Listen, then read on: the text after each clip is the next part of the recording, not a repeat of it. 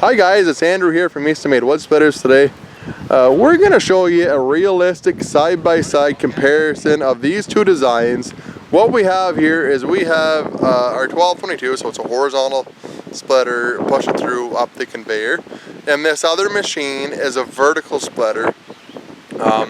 So the reason we're doing this, we don't want to put anybody down here. Like these particular guys have had this vertical splitter for a couple of years now, and they love it. Like, this thing performs really well. You can pump a lot of wood out with it.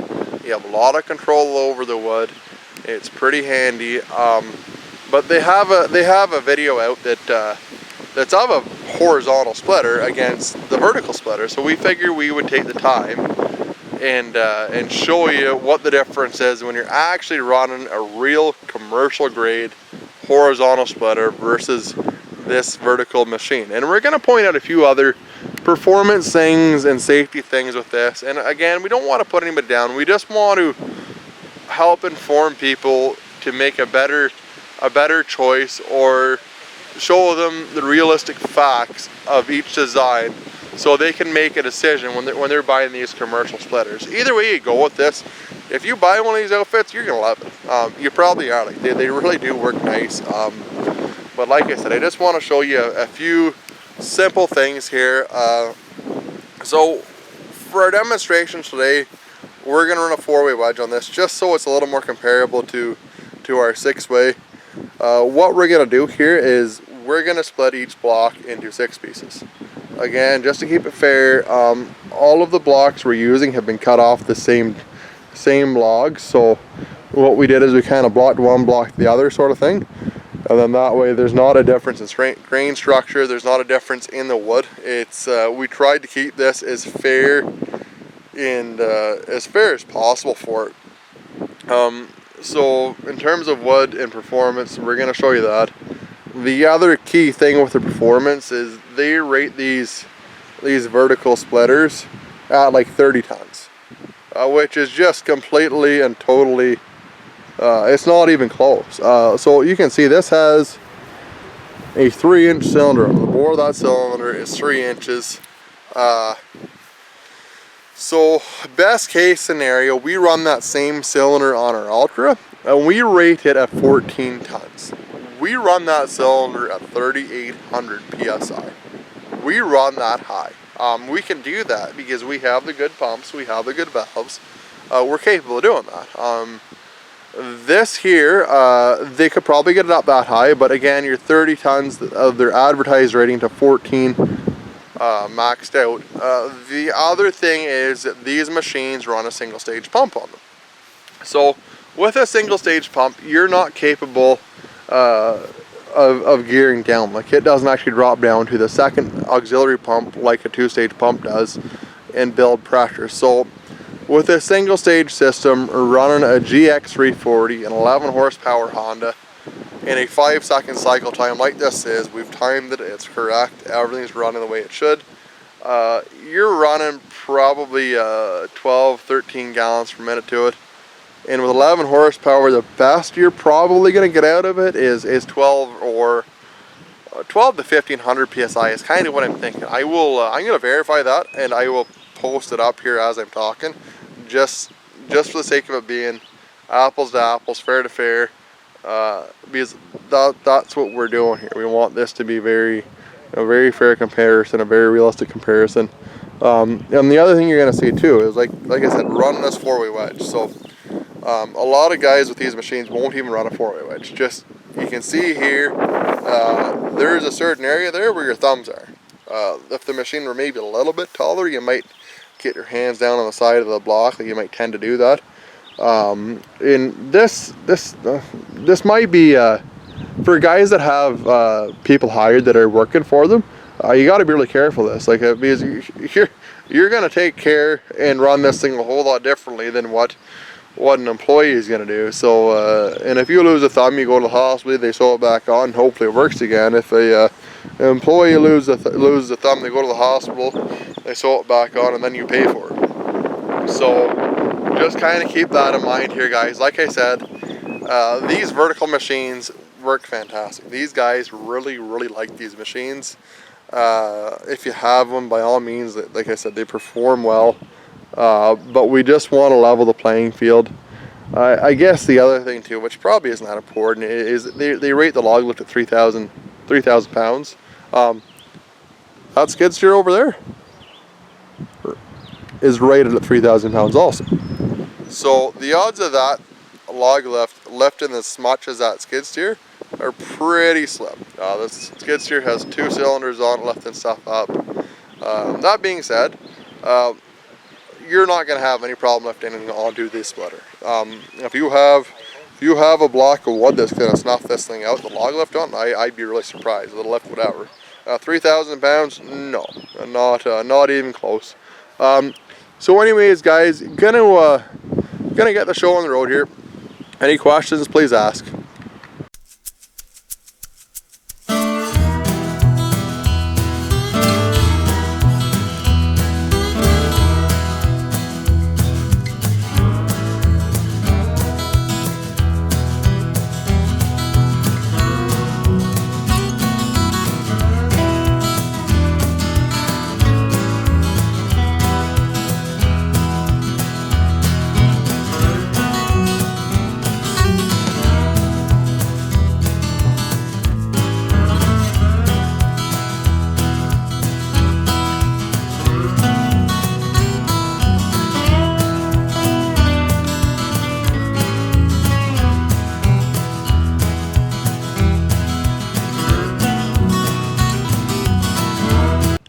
So here's the second half of this. A lot of guys we find are getting into camp wood and cooking wood. Like if you're in an area where there's a lot of smokers, a lot of barbecue joints and stuff like that, what we find is they want smaller wood. They want small, consistent, really nice looking firewood. So we have some beech here.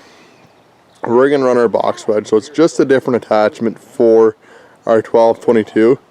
And we're going to see how it does. This stuff's probably 14 inches around, 12-14 inches, so it's pretty common firewood. And what this is going to do is it's going to show the difference in the uniformity that you can achieve with this. And the other thing is a big safety thing. You'll see how we're not working this 1222 nearly as hard as the other guys. Like this is going to be a smooth, easy going thing. You're gonna get good production out of it and not need to really rush around while you do it. So that's a big part of this. And so we have 4 blocks here.